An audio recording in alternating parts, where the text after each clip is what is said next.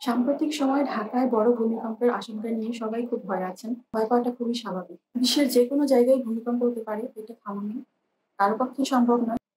কি প্রস্তুতি আপনারা বাড়ির মধ্যে নিয়ে রাখবেন সেটা সম্পর্কে আলোচনা করব। সর্বপ্রথম, বেডের আশেপাশে কোনো বিপজ্জনক জিনিস রাখবেন না। ঘুমানোর জায়গায় কাচের জিনিস, ভারী টব, ফ্রেম এগুলো সরিয়ে রাখুন।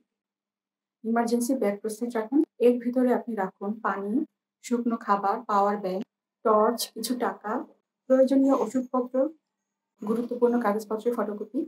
বাড়ির কোন জায়গাটা সবচেয়ে নিরাপদ সেই জায়গাটা খুঁজে বের করুন। যেমন দেয়ালের কোণ, শক্ত পিলার, এই জায়গাগুলো নিরাপদ। ভূমিকম্পের সময় আপনি কি করবেন? ৩টি মূল নিয়ম। নিচে ঝুঁকে পড়ুন, মাথা ঢেকে রাখুন, টেবিল বা শক্ত কিছু ধরে রাখুন। অনেকে জানালা দিয়ে লাফ দিতে গিয়ে আহত হন বা সিঁড়ি দিয়ে হুড়োহুড়ি করে নামতে গিয়ে আহত। এটা করা যাবে না। যদি বাইরে থাকেন তাহলে ওপেন স্পেসে চলে যাবেন। আমাদের উচিত সবারই প্রস্তুতি নিয়ে রাখা। আর বাকিটা আমরা ভাগ্যের উপরে ছেড়ে দিই। এটা নিয়ে টেনশন করলে আরো আমরা মানসিকভাবে অসুস্থ হয়ে পড়বো।